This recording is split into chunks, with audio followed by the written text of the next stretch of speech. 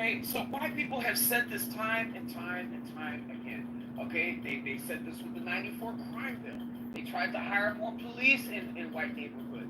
White people left their neighborhoods behind time and time again and throughout history and fled to suburbia. That's how we got white flight.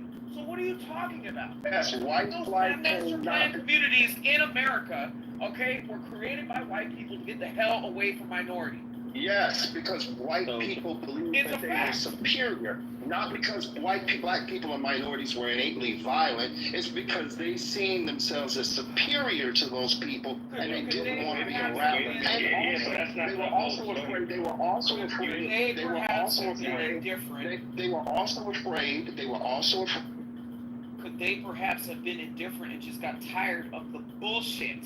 No, because when you look, hold on, y'all. When you look at black people, hold on, I'll give you. And I'm damn. When you look at Tulsa, Oklahoma, as an example, when Tulsa, Oklahoma, wealthy people, and I can show you in New York, the same thing happened in Clydesdale. When wealthy, affluent blacks who were highly educated moved into wealthy white communities, there was huge white flight. Well, why? Well, one of the reasons that they said is, why are we going to allow the Negro to move into our communities? Next thing you know, one of their sons will be dating our daughter.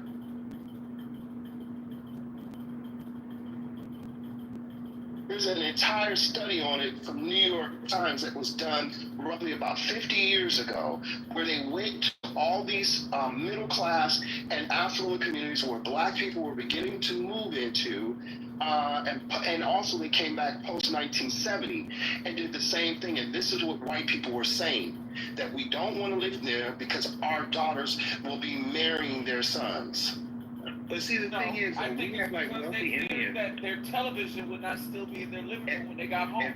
I don't think it had anything to do with their daughters. I don't think it had anything to do with their daughters. Poor, and that's your low IQ response because you lack the range to be able to understand the data that was actually done and the research that was done over 50 years of research of this. But see, that's not all of it. And he's talking about Detroit. Now, that's 2 miles away from where I live right now, okay?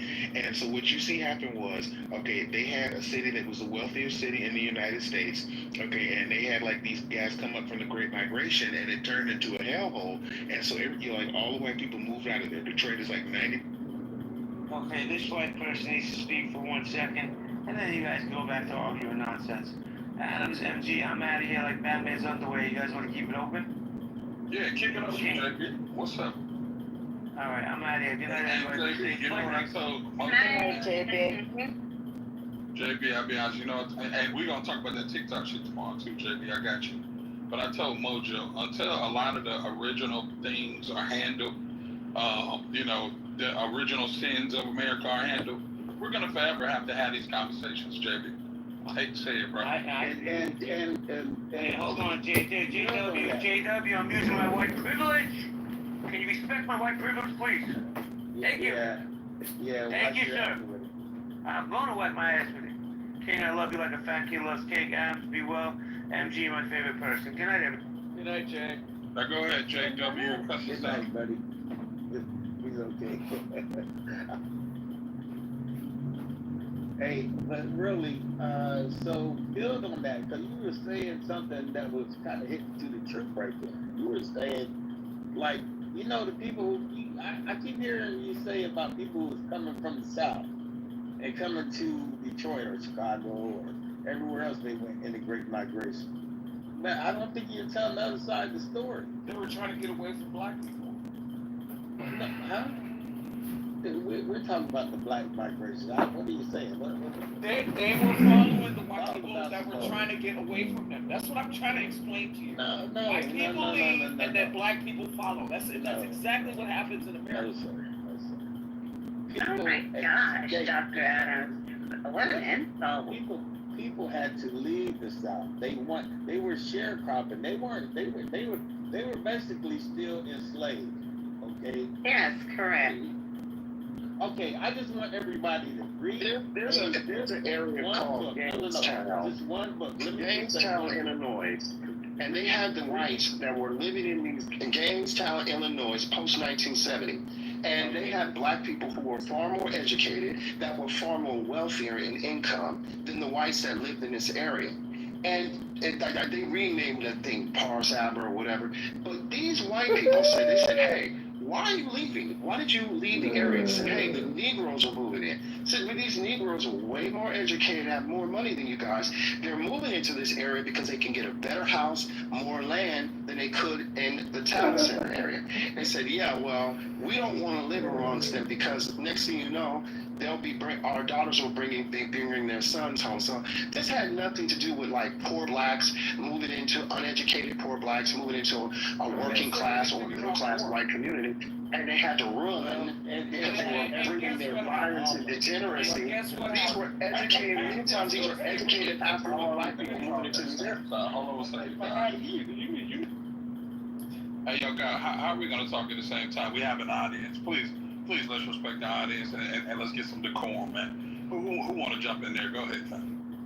Tell your co-mod to stop talking to those people that racist ass coon shit, though. Like he's antagonizing the conversation, not letting it go anywhere.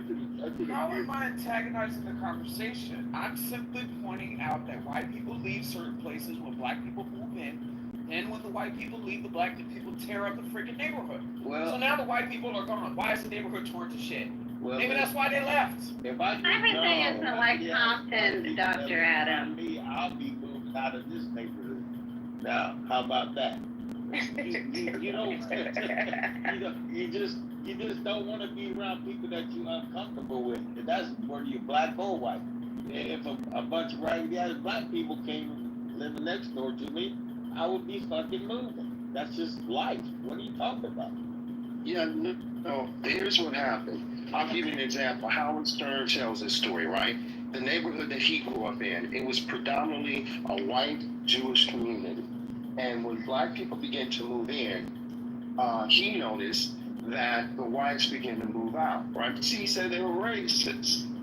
However, what ended up happening was you had developers that are investors that came in, they started to buy, non-black investors, they started to buy up all the houses for cheap because black people were moving in. The speculators came in and devalued the property. Real estate speculators came in and devalued the property.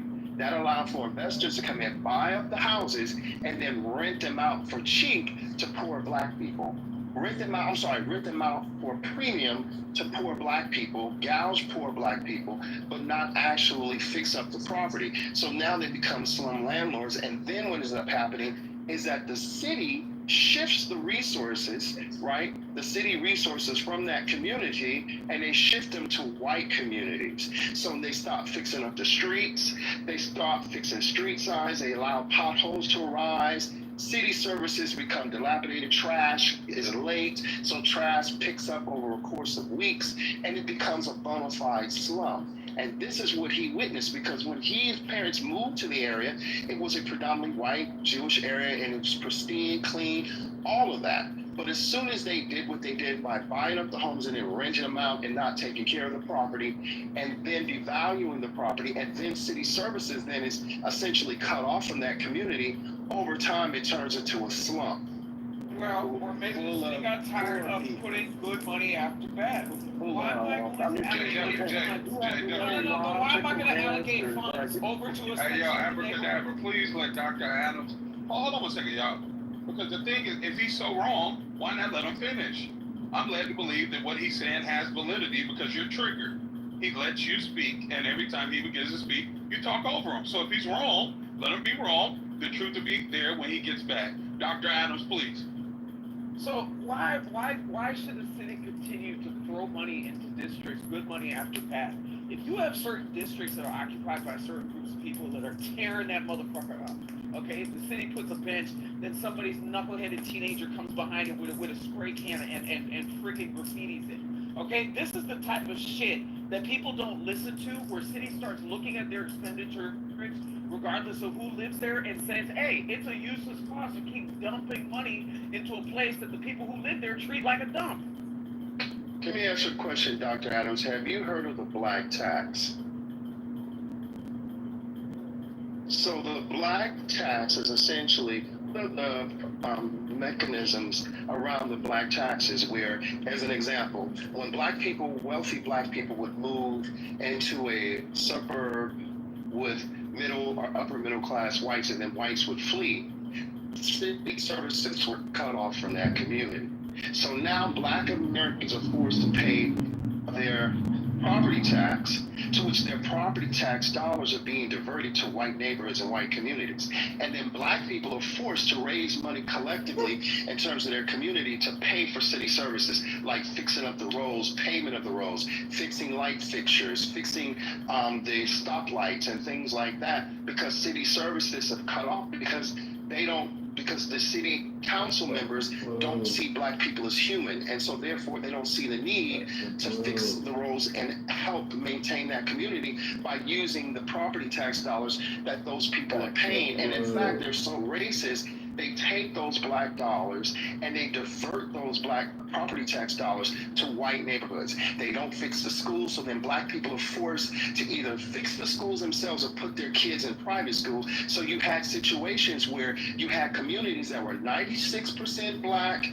mostly affluent, and blacks, and then you had like 92% or 94% of the people in the community sending their kids to private school because the city stopped paying and investing in the public schools in that community. And then what they do is they bus kids into those communities from poor neighborhoods, and the kids in those poor neighborhoods get to go to those schools, and then those schools get a reputation for being a school for ghetto kids, which greater runs down the property value in this affluent black neighborhood.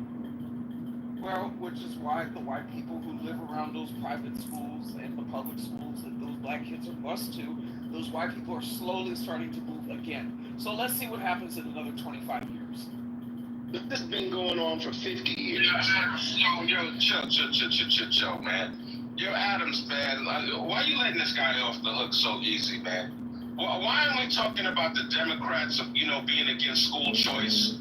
The same shit that he's crying about. Why aren't we talking about the Democrats being against school choice?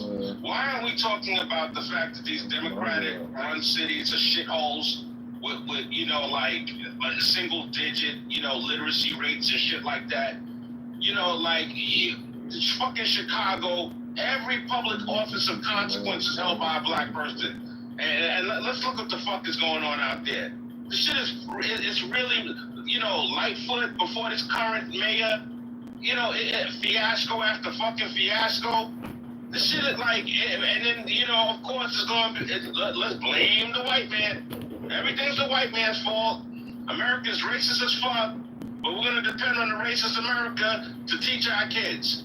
Like, this shit is just dumb, man. It's embarrassing. You know what? Anthony is not FBA for the record. He is not. He's not FBA for the record. He's not FBA. He was born in America. He only identifies as a black man. If he gets pulled over, I don't have my non-FBA card to show them. I'm not like those other Negroes. Like, what the fuck, man? This shit is I've been waiting to jump in. Jump in, y'all, please. Thanks. I watched this video that came up on my feed today. It was an interview with Malcolm X, and the reporter asked him. He's just like, "So, do you think we're making some progress?" And he goes, "Progress," and he goes, "Stick a knife 9 inches in my back, and then pull it out 6 inches isn't progress.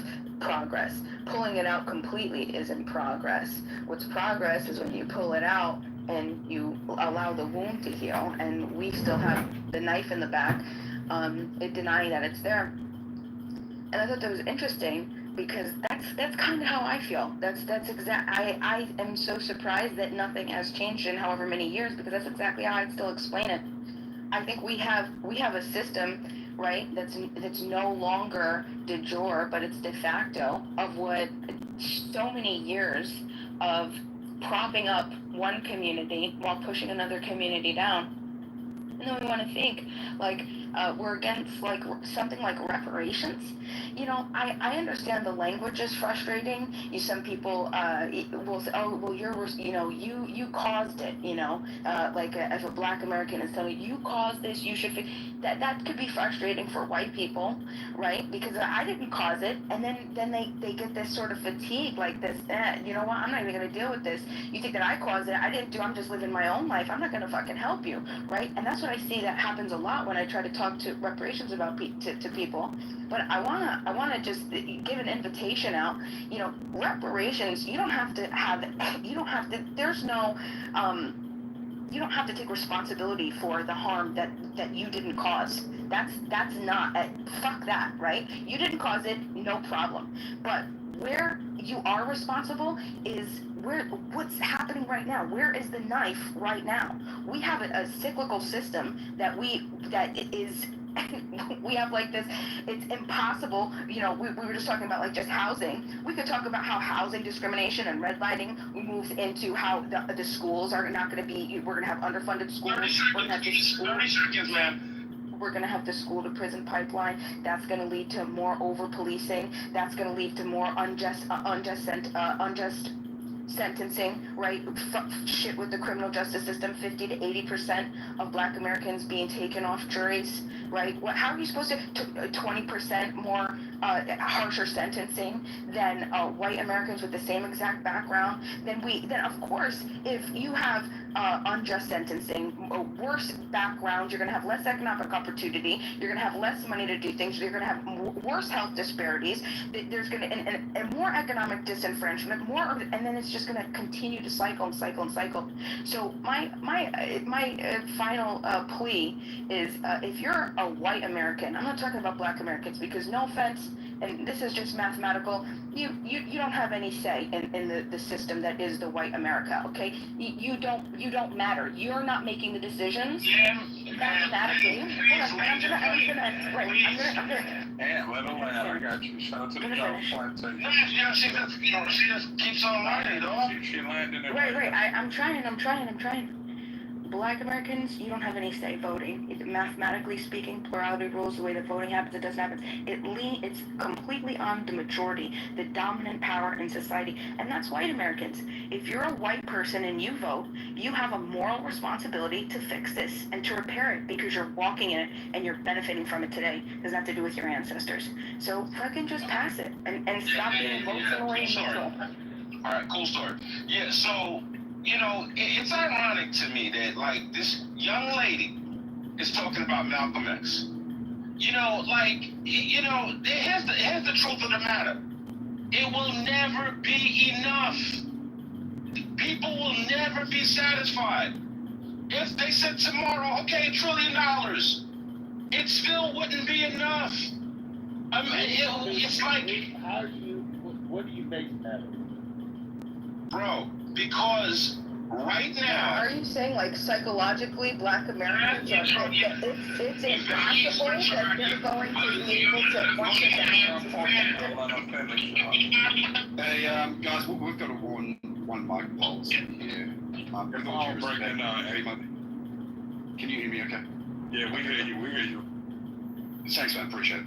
Yeah, Bima, I really appreciate your input to the conversation. Is actually really interesting, but Anthony was trying to just respond. Anthony, sir. Thank you, Ron. I appreciate it, brother. Yeah, so as I was saying, listen, you know, it will never be enough. There's a certain segment of people who will never be happy. They will always blame other people for their circumstances. They will always be dissatisfied with their lives.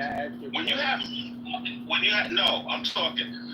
someone like a Whoopi Goldberg, who like is gonna sit down there and talk about how she's oppressed, how oppressed she is. When you have people that's gonna say that Shador Sanders was the victim of a modern day lynching and compare his circumstances, multimillionaire, to Emmett Till, this is what they're gonna compare Shador to. You have people that are permanently brain dead. It's sad. There's nothing you can do to help them. You just have to accept that this is their plight and move on.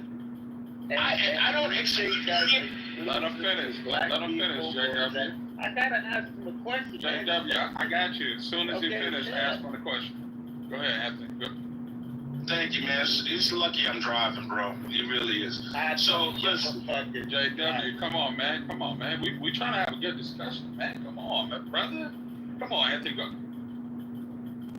yeah, thank you, man. So ultimately, you know, there's just some people that are going to be casualties of war. That's the reality of it.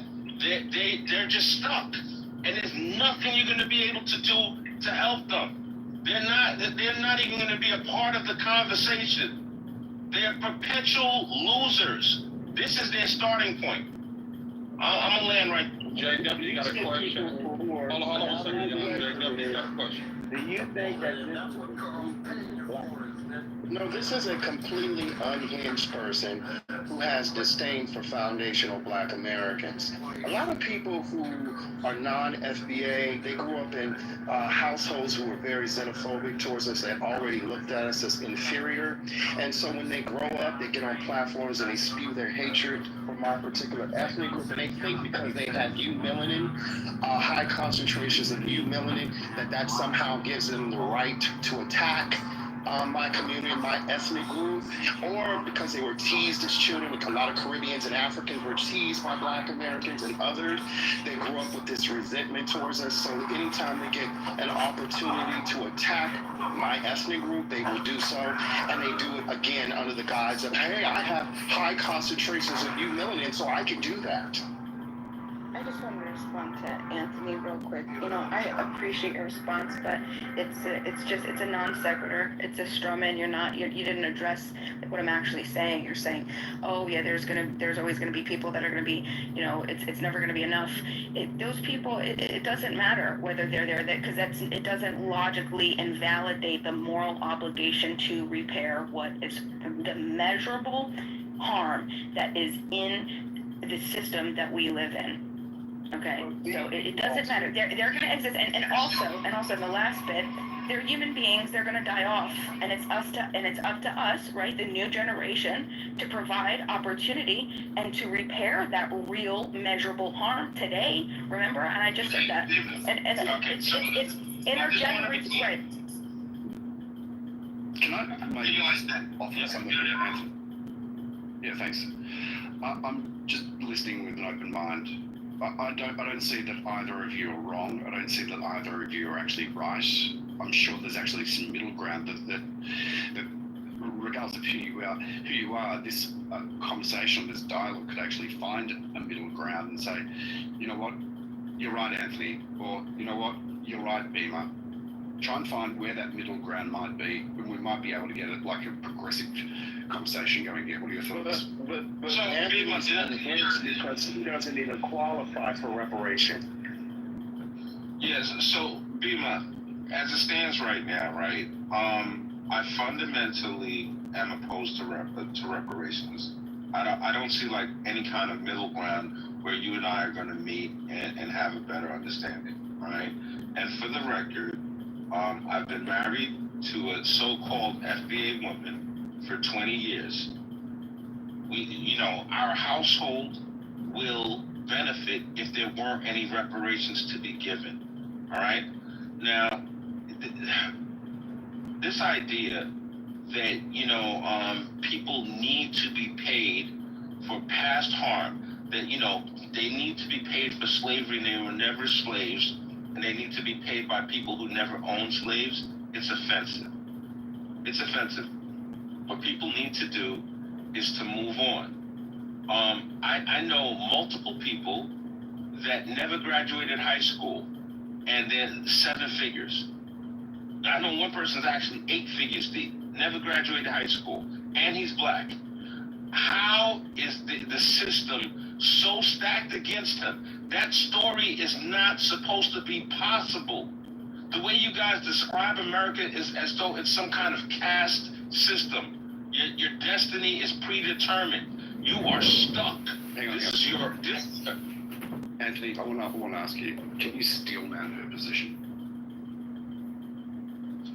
I'm not sure what you mean, Rohan. I would think that me still a man in her position would be like lending support to it. That's what my perception of steel manning. Okay. So my People go and kill every single German after World War II? No, that never happened. So why is it okay to even insinuate that's okay for any group of people to assassinate and murder? So they lost huge amounts of money, and so the whole system unraveled because everybody was trading these instruments with this bad debt. So massive amount of bad debt that was hidden in these instruments that were A-rated. That's what happened there, and it wasn't accountants that were involved. It was literally bankers that put all this together, and that's what happened. I mean, there was a movie that came out years ago. It was a good movie, and how one of the guys from one of the banks, no, not one of the banks. It was a smaller financial institution, like or trading, commodities trading, or or investment group. They were in the same building as one of the big banks.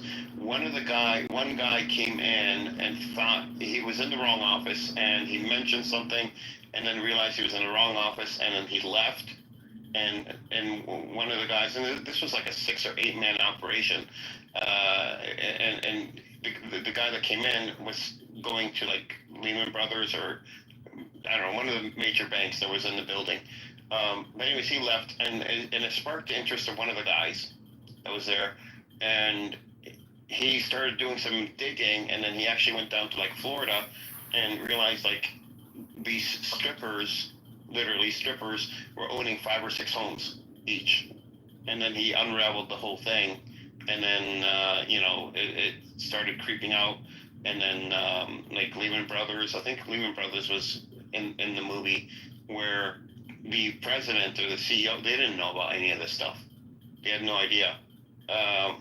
And then they started investigating it, and they found that the investments that they held, most of their investments that they held that were worth billions of dollars, were worthless. So what they tried to do, and they did, is they started selling off all their investments the next day, and selling them off at a discount. And then people started realizing, why the hell are they doing that? And then people started looking into it, and then the whole thing crashed down. And no joke, no lie, I knew a guy. He, was average, working class. He retired. He went to Vegas because Vegas got hit really hard. He bought, I don't know, like 6 or 8 houses for $40,000 or $50,000 a piece, and these were $1 million homes. And he was living in one of these homes. He retired down there. The rest he rented out. He literally has, and he told me, I have horse stalls for horses, and I have maid's quarters, and I can't afford neither. But he says, I love my house. But literally, the guy, he worked, he owned a cafeteria, and, he didn't make much money. I mean, I made $100,000 a year, $80,000, $100,000 a year. Yeah, a lot of people lost money, but a lot of people made money as well. Well, he didn't make any money. He retired in 2008. They kind of bought things on the market that were kind of really below market value. Like, for example, houses that were $1 million homes for what, 40, 50,000? Yes. That is a bargain. Yeah, it was. He did it, not because he wasn't planning on doing it. He just thought, wow, these houses are cheap. And there were... The bank tried to offload them, weren't they? These $1 million homes were hit the hardest because they're the ones that, these people, middle class, who wanted, and it's always the middle class or upper middle class that want to live wealthy. Yeah. So they're the ones that mostly bought these exorbitant, homes that they could not afford, because that's the nature of the middle class and upper middle class. at least here in the U.S. And that's one of my problems when I was in accounting, and that's why most people are liars, because a lot of them, 9 out of 10 of them, their lives were fake. Like, I was shocked to find out. Yeah, it's keeping up with the Jonases. I was shocked. I was like, wait, I'm in a much better financial position than any of my clients. But they have these nice houses. They have these expensive cars. They take vacations all the time. Very similar to England. A lot of people they live a lifestyle they can't afford because a lot of it's on finance. Here too. It's insane. This happened with, hi guys, and this is what you're talking about. So when COVID hit, I know some people from a friend, whatever, she's at the hospital, whatever, she's up there, a director of the hospital, so she knows about surgeons. These surgeons, of course, they make a shitload of money, okay? So, of course, every home, everything they have, they can afford. But once COVID hit, surgeries, they could do surgeries, and they were getting paid accordingly. So now the bankroll wasn't coming in. The stress that they were in was enormous. One person, when they told me their whole situation, I looked at her, I'm like, are you crazy? She's a dermatologist's husband's. Wait, why the stress? You missed something there. The stress she went through, because let me tell you what it was. They had, pretty, not just a million home, this is a pretty large home. They had kids in private school. They, had a very expensive lifestyle that they could afford as long as money kept coming in. They had vacation homes, That's called paycheck to paycheck. Properties. Yeah, that is paycheck. This mentality can exist in people that do earn a lot of money. That's what I'm saying. Upper middle class, Ace. They are the biggest. I had to deal with them, and they are in such denial over. I'm telling them, look, you can't do this. This is how you're going to look like in 6 years. And I would do the projections. You will be in this position in 6 years. You will not be able to pay for, your summer home. You're not going to be able to pay for your kids' college. You're just not. You have to change, and they would not want to. They can't, because their neighbors, have a nice house. I mean, these people, I could tell you when I was younger, I was around 16 or 15 years old, when the recession hit in the U.S. in the early 90s. People were moving out of their homes in the middle, the upper middle class, in their nice $500,000 homes, which was expensive back then, in the middle of the night, without telling their neighbors, friends, family, anything. Moving out in the middle of the night because they were so embarrassed, and moving out of state. Wow. Yeah, it's crazy. I mean, these people are... so much for the American dream. No, the American dream was the middle class. The American dream was my parents. When they came to the country in the late 70s, my father was an engineer, and within a couple of years, we owned our own home. We, had 2 acres on the river, and within 10 years. I don't think the American dream is specific to a class of people. It's because everyone can have an American dream, which looks very different to each one another. Because, you can have a homeless person that has an American dream to have a normal house, 4-bedroom, whatever. And then you can have a middle-class person that has an American dream, which is a multi-million-pound mansion.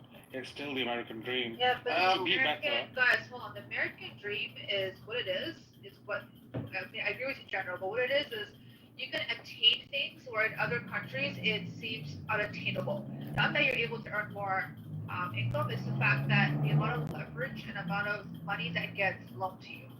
You can leave this, lease that. People, I found out, I'm so shocked that people finance furniture, they lease furniture. I'm like, what the? Lease furniture. I mean, but furniture. That's not really the American dream that how I would describe it. That's the way in Europe, your description of how you feel. But No. Okay, let me put it this. That's not the definition I would use for an American dream. What you're saying is more like the American trap. When I say American dream, I mean someone who is that is working class, that works, blue collar jobs, that is able to afford to pay for a home and raise their children without struggling. Yeah, but American dream is American trap. The American dream is you go to school, you get an education, go into debt. Then the next thing is you buy a home. But that's the American trap. But the American dream, the American dream is what I grew up with. My parents. Your perception. No, that's not. No, that's not a perception. The American dream died when the middle class got squeezed down to where there's barely a middle class anymore. When there was like a working / middle class, the working class was considered the middle class, where you can work at a factory or at a blue collar job and still make enough money to pay your bills. Of course. That's all it was. Well, university education usually meant that you're going to get a high-paying job, and that would up. Yeah, then now you're in the realm of upper middle class. Now you're in the realm of making it. But the American dream was to be able to afford, just by working a normal job. And this is true. You should be able to have money in just a normal job. You should be able to afford a house, and you should be able to afford to buy a normal house. Yes, but people still pursue it, but they just do it with over leverage. But houses now.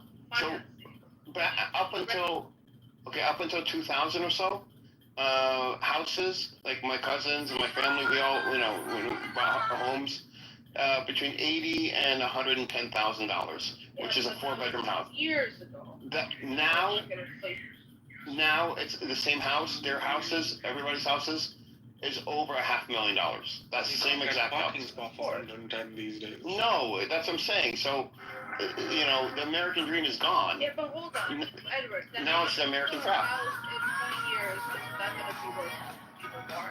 Because that usually happens. I mean, what? Say it again. The real estate appreciates, right? I'm not surprised that $110,000 home is not happening. No, but the issue is the income disparity that there become more. You're right, exactly. So Ace, right, real estate appreciates, right? So is your income is supposed to your income is supposed to keep up with that appreciation. Now here, and I don't know, where you've been in America, but like for example in Connecticut, here. An average 4-bedroom house, in the suburbs, maybe a quarter of an acre of land, a 4-bedroom house that's 60 or 70 years old, is going to run you $400,000 to $600,000. That's still very. And the reason is because all the BlackRock and all these companies are literally buying up all these homes. Let me tell you. So I East Coast, right, Toronto to New York. Suburbs, let's say, Toronto area, right outside of the city. A 4-bedroom, half an acre, you're looking at over $1 billion in the suburbs. 1.5, 1.6 million. That's what it is in Toronto. New York is even more expensive. Well, New York is expensive, but everybody from New York flooded into Connecticut during COVID too, and that raised the prices. $400,000 for somebody for the same thing in Canada, let's say, the West Coast, even California versus New York.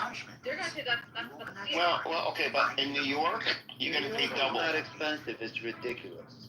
But in New York, you're getting paid double.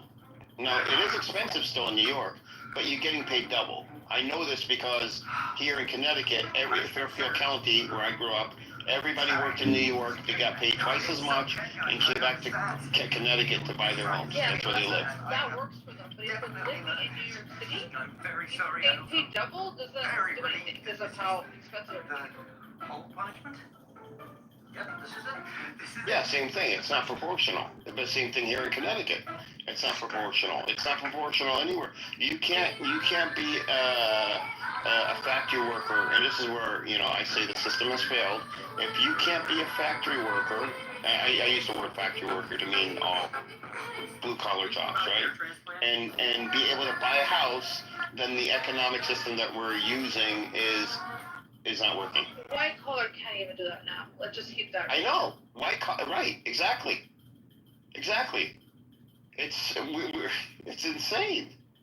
See, they all have terrible accountants like you.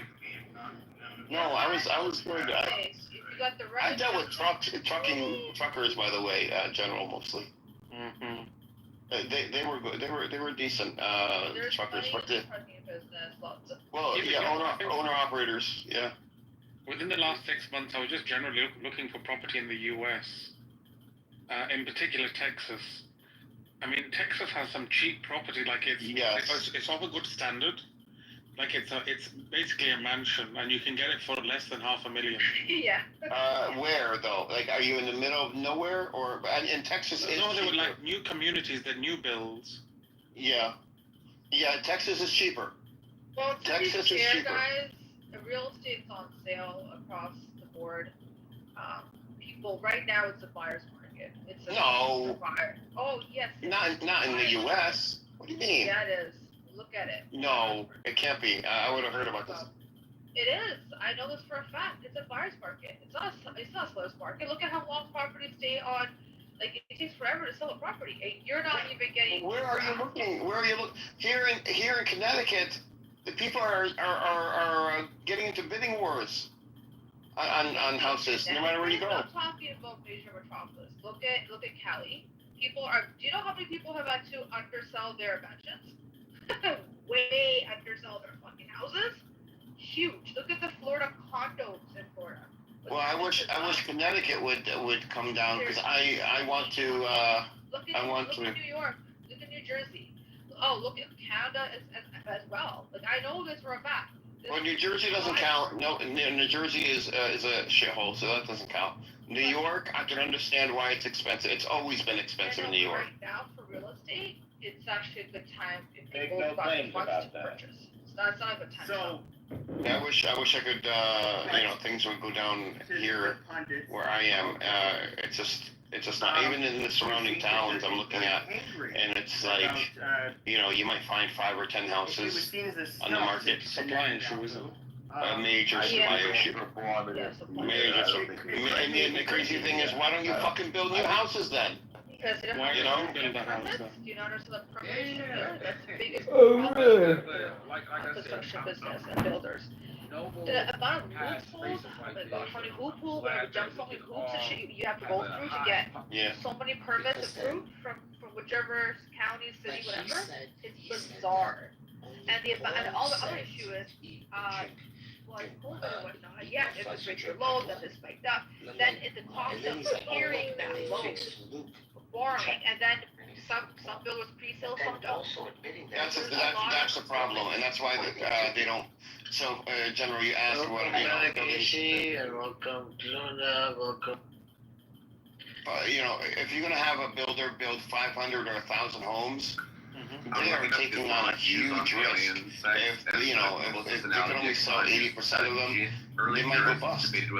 So they, because the markets are so volatile, Isn't there a lot of them don't want to take on that risk. Have sex with Muhammad in a tent or something? They'd rather go and invest their money. You know what's really hot right now? Mobile home parks. Oh yeah. And investment companies are buying them up like crazy. Why are they hot? Because people can't afford housing, do they? Yeah. That's the second best thing. Yeah, and that's true. People can't, and you get a mobile home and you park it there, and you pay a few $100s a month, and they're better. Sometimes they can be better than flats, because flats are obviously able. Edward, it's pretty expensive in Los Angeles, these mobile homes, right? Yeah, in Los Angeles. You're gonna buy that mobile home for $100,000 or $150,000, right? Or $80,000 for 3-bedroom, plus the freaking rent. Reparations. Yeah, I mean, that's interesting because legally, right? That is, I think, which one of the biggest rejectors, or however, the defiers of reparations. It's going to set a legal precedence if we say that we can put this amount of money on this amount of harm, and that's going to bring. Okay, well, fine. Don't put an amount of money in it. Let's just time scale. Let's just let Black Americans be completely. They have no need to pay into any type of taxation. No taxes. Federal taxes. And fuck it. No. Black Americans do not. If they got pushed out that amount, I think that's measurable and that's simple. That's simple. That you could. I think that's. You know what I mean? What do you think about that, Sol? Right?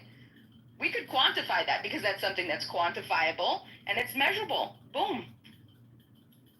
I think a great recent historical example would be the Colbell versus Salazar case that was settled in 2012.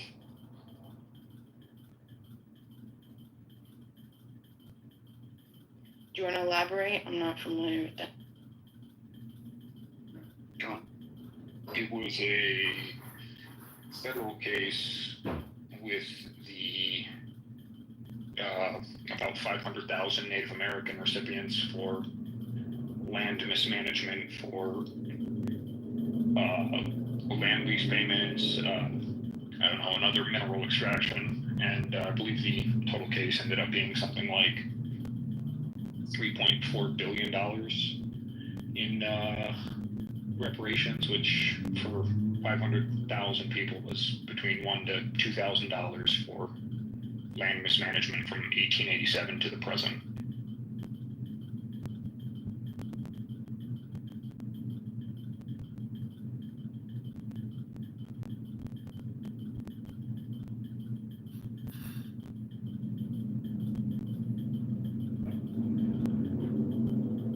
Kevin, did you want to add anything to that?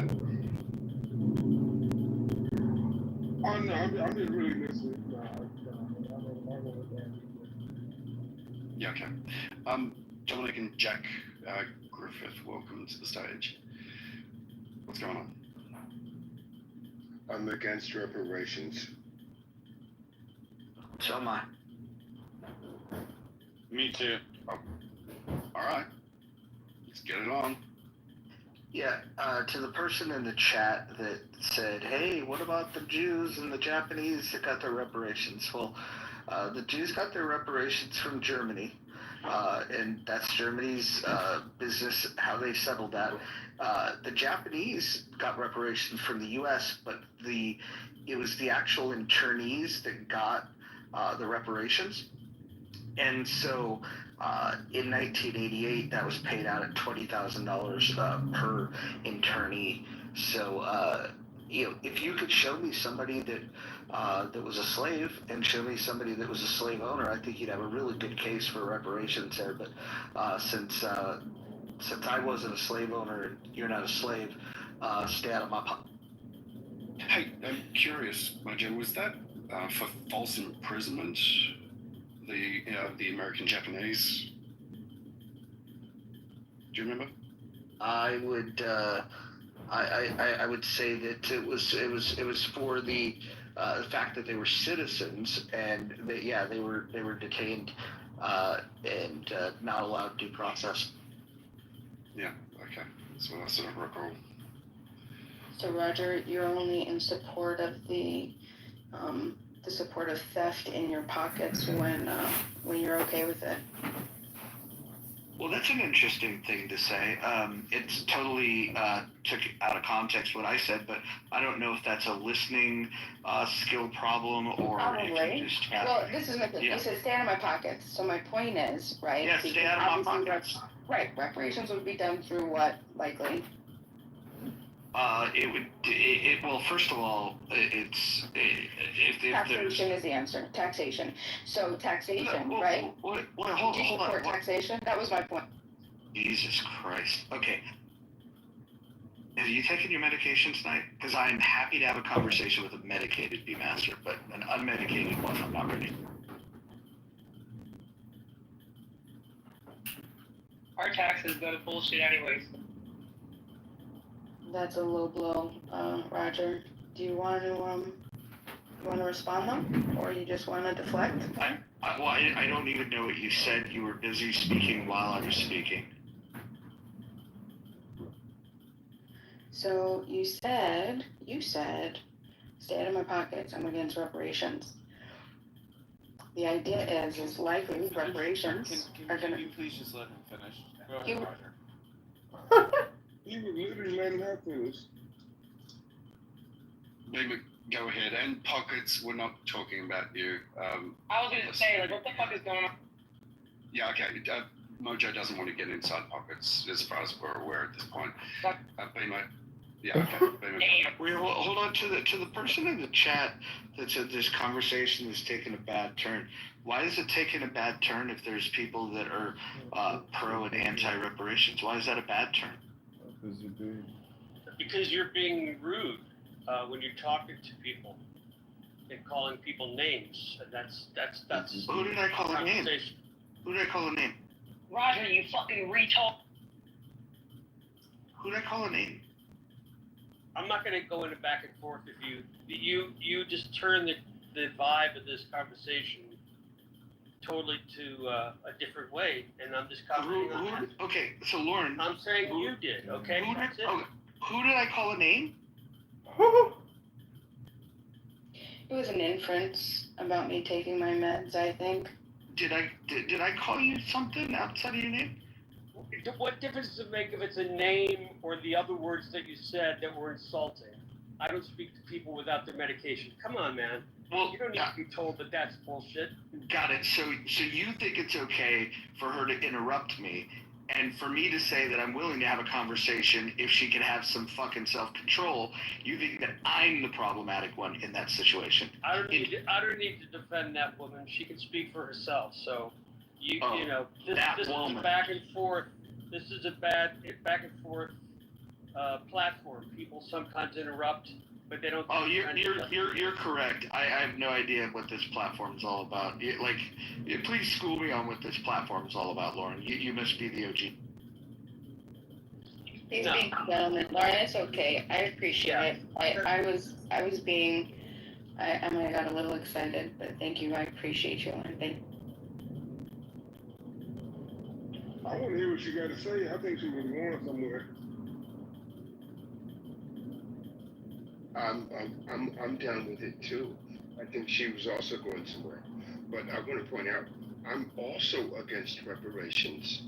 So instead of coming off the mic and yelling at other people, you could just bring that energy here, and I'll tell you why I'm against reparations.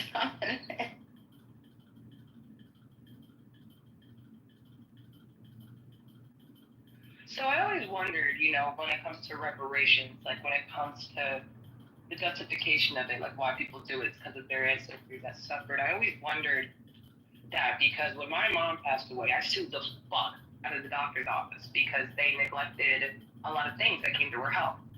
And of course, there was a settlement, they paid me for it. Of course, I got money. So wouldn't that be like the same thing?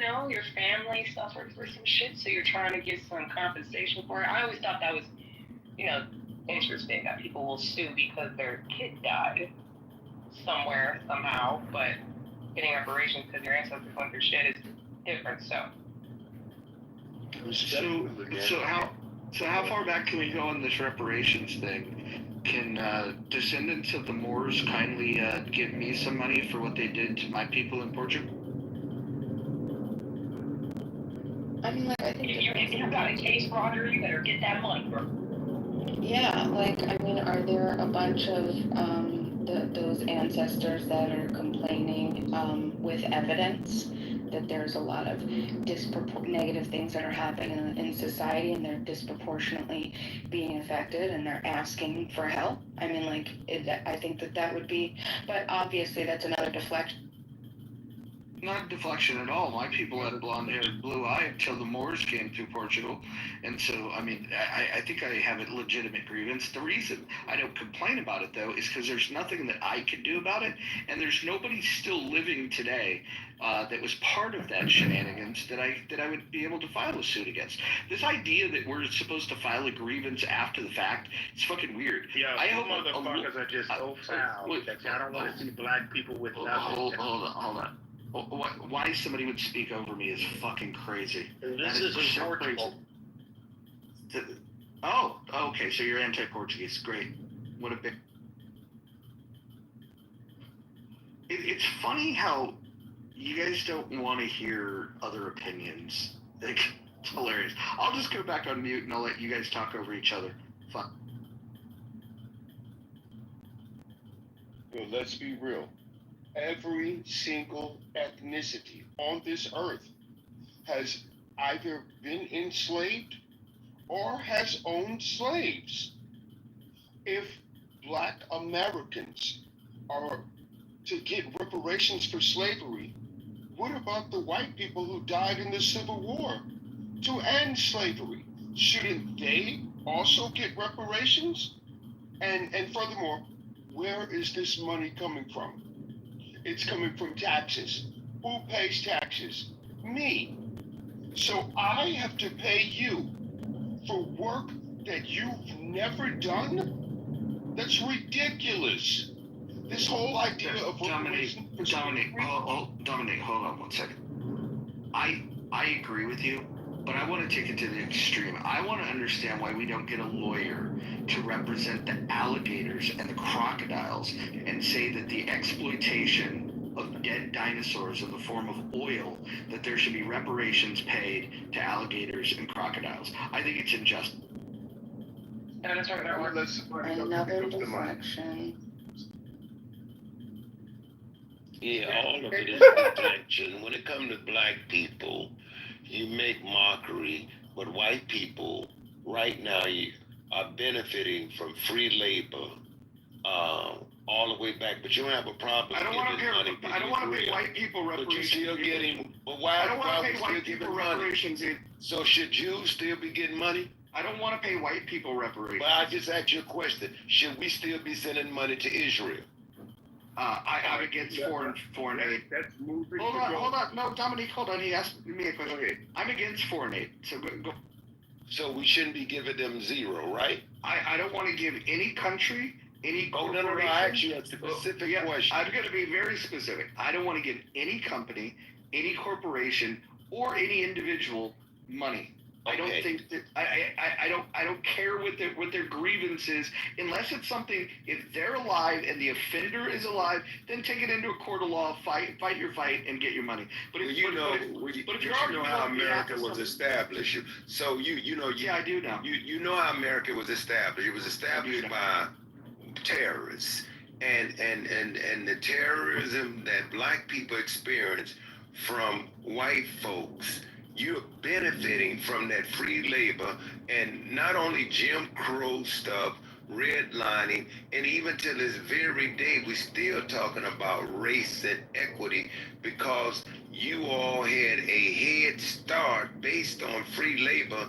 Black people should get money to repair the damage that was done, and it just continues to follow us. We've been behind the damn 8 ball forever. I do fault us on this part. Black people should have been separated from white folks. We should have been created our own nation. That's enough. No, that ain't enough because that's our self-reliance. No, let me finish my point. Let me finish my point. No, let me finish my point. No, black people should have been separated from white people to do for self. The Honorable Elijah Muhammad was right, Malcolm was right, Muhammad Ali was right, and Minister Farrakhan was right. Go ahead, Greg. Yeah, we need to be self-reliant to do for self, not to be against anybody, but to spend time fixing, repairing what's wrong with us. Yeah, we got issues in our community. Yeah, we got problems like anybody else. But it does take a help, a little help for us to do what we need to do for self. And then if we don't do that by then and for an extended amount of time, then you could say, hey, we've done enough for them. But we do need our own territory. We do need our own schools. We need our own banks. We need everything everybody else have. And then you'll see a whole different reality for black people. We did not benefit from integration, not at all. All right, that was all bullshit. I want 30 seconds. First of all of this, we need to leave the white man and all that. That's bullshit. You understand that all black Americans are mixed. You're all mixed. You got white people in your skin, inside of your blood. And yes, black people have benefited from slavery. This nation has the most black millionaires, the most black billionaires, and the highest standard of living of any black person on the planet Earth is in the United States of America. We're living better than Africans. So all of this, we need to do it for self, man, get the fuck out of here. You understand? Y'all have been saying that bullshit for 100 years. Nobody's preventing you from doing for self. Go do for self. I will end there. And guess what? What you just said was absolutely insane. See, when you have a slave mentality, I don't know who you are, and what do you? No, hold on, Greg, stop right there. Hold on, and I'm not trying to disrespect you, but Dominique, you didn't hear Greg come off the mic, hooting and hollering and screaming at you. Allow him to make his point. He gave you the respect of being able to say what you needed to say from start to finish. Didn't come off his mic once. So allow the man to speak. That's it. You don't have to agree with him. Just allow him to speak. That's all I'm saying. Go ahead, Greg. All I can tell you is that it is a formula that has worked in real time. Everyone that has promoted to do for self, even those who were in prison and made some bad decisions, when they joined the nation, got cleaned up, changed their whole trajectory, their whole mindset about family, community, and self. So you can't tell me that that doesn't work, being a nation within a nation. If you tell me that by just looking at a few millionaires, that right there shows progress for black people. Have you looked at the poverty rate? Have you really looked at the conditions in certain communities, like third world communities? Have you really went around America just to see in the metropolitan areas how it is a big gap between the black white wealth gap? Do you really know what that is? It's 50 cents. It's actually 15 cents on the dollar. So there's plenty of studies. 15 cents on the dollar. There's plenty of studies that will show you. I think based on what you're saying, Ben, through it too, it's kind of funny. I'm thinking like black people have to knock on the door of a white person in order to get the reparations. So they have to. I think they have to read a book, write an essay, go and knock on a person's front door and say, okay, give me my reparation. We're going to do direct reparations, no government intervention. Race is a lie. I was in the Nation of Islam back in 1976. Back in 1976, I served Louis Farrakhan personally. All of what you're saying is bullshit. It's all bullshit. None of it is ever going to happen. There is no such thing as the black race, the white race. It comes down to personal accountability and personal responsibility. And you're not going to stand up, man up, raise your hand up, and do something for yourself, then there is no group solution. Ain't no group coming to save you. There's no such thing as the racial wealth gap. There's the wealth gap between people who have money and people who do not. There is no group solution. You, sir, need to stop spreading that bullshit. I will land there. Okay, let me respond. First of all, in This is so funny. 1976, you did not, sir. Minister Shut up. Parker. I served Louis Farrakhan. Let me tell you why. Hold on, let me finish. Look here, Sir. don't come up here